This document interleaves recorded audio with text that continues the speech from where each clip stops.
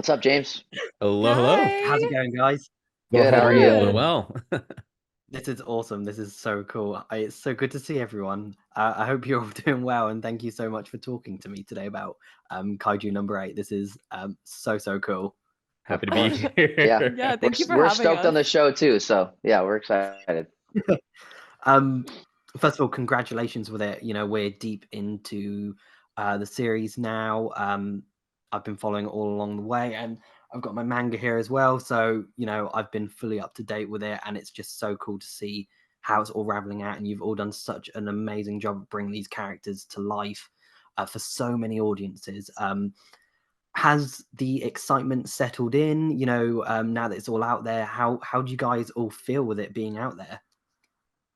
I can say for me, it still feels surreal. This is probably one of the bigger, if not biggest title that I've had the pleasure of working on. So, um, being in the booth, recording these moments and like doing things over and over just to make sure it's perfect because we want to make sure that, we're hitting expectations and exceeding them. The pressure is on. Yeah, it definitely is. I don't know if I will ever like it'll ever really settle in. I know especially for like the first like month, I was like pacing and I was like, What is happening? Oh, okay, this is happening." Because this can be like career changing for someone, especially someone just starting out. Um, but yeah, I'm a big fan of the manga too. And I'm just so excited and so happy and feel lucky to be a part of it. Yeah, I think it's in a way it's sort of our job to pretend like there's not hype, so that we can just service the story and the characters and Yep. everything you know, before that effect sinks in, I guess. So yeah, it's we kind of have to ignore it a little bit. So it has been cool already. I will say I do a lot of conventions, so I'm out meeting a lot of people, and there are already people who are that I'm getting introduced to and meeting who are very excited about Kaiju number 8, who are loving the anime, and it's really cool to see already, like get that kind of instant feedback. But I'm ignoring the hype. I'm ignoring the hype. I'm just trying to get through season 1 and do a good job. Yes. Wise words, Adam. It's Nicely said. going so good so far. So like it's so much fun. I've been waiting for this one ever since it was announced. I was like, okay, here we go. Finally, something a bit more inventive, a little bit more not niche, but something just different, something we've never quite seen before. And yeah, I've absolutely loved watching you guys just really embrace your characters. And I was just wondering if, one at a time, if you can just tell me one of the favorite things about your characters, why you like voicing them, and what it was like meeting them when you first joined on. Ooh, that's a Let's good go with question. Yeah. Abigail. Do you want to go first? Oh, sure. Um, so what it was like meeting her for the first time. It was whenever I read the manga. I read the first 5 chapters before I did the audition because I usually like to dive into the source material a little bit. I don't have a lot of time because I have a lot of auditions, but I was like, wow, because my first impression was the car flipping scene, and I was like, oh, she's feisty. She's a lot of energy. Um, and she's definitely got confidence and an attitude. I like her.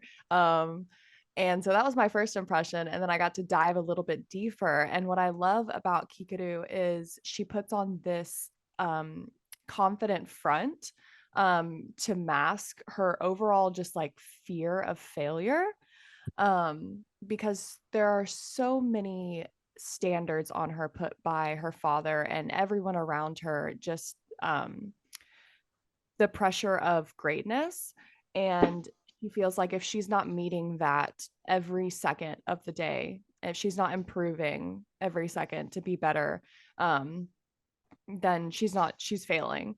And so that like constant like pressure built up inside her is so fun to play out in her character, and every single line, just the nuances of that has been really challenging and really fun. Amazing. That's so cool to hear. How about you, Nazir?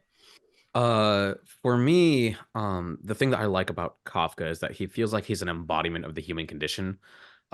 He sort of covers what you feel a normal person is. You know, it's like he experiences regret, complacency, hopefulness, aspirations. He has fun. He has, you know, it's like he covers the entire spectrum when it comes to relatability. And I think, you know, any person watching can find even just one aspect of him that they can relate to, you know, getting older, getting fatter, you know, whatever it may be. Um, and meeting him for the first time, and kind of, it was a little eye-opening kind of seeing just how expressive he actually is, because normally in a lot of shows, you know, there are like maybe one or two notes that a character generally has, but here he has like a whole flood of emotions, and kind of just getting in touch with my own emotions, and kind of that relatability, and finding that connection, I think was a pleasant surprise. And how about you, Adam? I mean, instantly I was like, yes, finally, like a white, silver-haired character. Thank you. Yes, let's go. No, Yes. I'm just kidding. I'm just kidding. No, right away I was like, oh man, Ichikawa is just such a sweet guy. He like that, like I was talking about that first scene when he meets Kafka, and he's like a little moody and kind of judgy, but it feels like there's definitely something else going on, and there's a reason for that. But also how quickly he sort of looks up to Kafka and kind of wants to protect him. In the comedic scenes, it feels very parental, but also there's a few scenes like those more tender moments where it feels like there's just more of a reverence for Kafka. And I also think that Kafka has never, at least that we've seen in the anime, hasn't really gotten that before. So I think it creates this dynamic, and yeah, I'm having a lot of fun. Reno also sort of lives in this place where, like emotionally, where I feel like he keeps most of it under wraps. Like most of it is internal, so you kind of get very little on the exterior, um, which is why he's able to like play it calm and cool in some of the more intense scenes and stuff like that. So yeah, I'm having so much fun with Ichikawa. It's similar to things that I've done before, but also different in a really refreshing way. And yeah, it's cool. It's what one of the things I love most about the show is how many different tones it can tackle. It can be really funny. Some of the imagery in there is so just foreboding and dark, but it can also be that lightness. And when you're in the booth, how do you kind of channel that energy? Whether you're doing the loud, explosive fight scenes or the really tender moments. Stepping into that booth, how do you kind of mentally or physically prepare yourself for those sort of kind of intimate recording sessions? Well, we don't have a lot of time to prepare. Usually we see exactly what we're about to voice act over, record, just a few seconds before we actually do. We can look at the manga beforehand, but it's never really a reflection always of what we're going to see in the anime. It's definitely jarring going between comedic and action, but usually the director is very good. Sean is very great about making sure to segment off each portion, even if it's within the same scene. If there's like a really energetic part and then it goes down all of a sudden to like a really serious part, he will always section those off and have us record them separately. So that helps a lot. Yeah, like Abigail said, it's like yeah, the director really takes care of us. I mean, there's moments where, you're screaming your head off, and then all of a sudden your character's having a thought, like in the whole, Yeah. then it's a monologue in their head. So usually you can take those things separate. The beauty of voiceover is the pause and record and play button are all just, a press of a button away. So things can be edited, and all of that stuff kind of helps a lot too. Yeah. And the thing about Sean also, especially with Kaiju, is not only does he section things off tonally, but before he sections things off with regard to like us recording, he'll let us preview the entirety of a scene so that we're able to kind of get into the moment, kind of see before we actually record. So sometimes the scene is like maybe 2 minutes long, and we'll sit there for the entire 2 minutes and watching it. So like just sitting there and taking it in kind of also gives us, it's very brief, but it gives us that moment to kind of like hone in and harness like, okay, this is what I need to bring to the table right now. And then, like Abigail mentioned, Sean will be like, okay, cool. So this beat, you're, action, angry, etc. And then here's the tender moment, and then here's this. So we'll kind of like hit those beats. But yeah, as I mentioned, enough praise can't be given to Sean for how he takes care of us and how he like navigates us through this terrain. It's been, I love talking to voice actors. I never thought I'd have the opportunity to do this.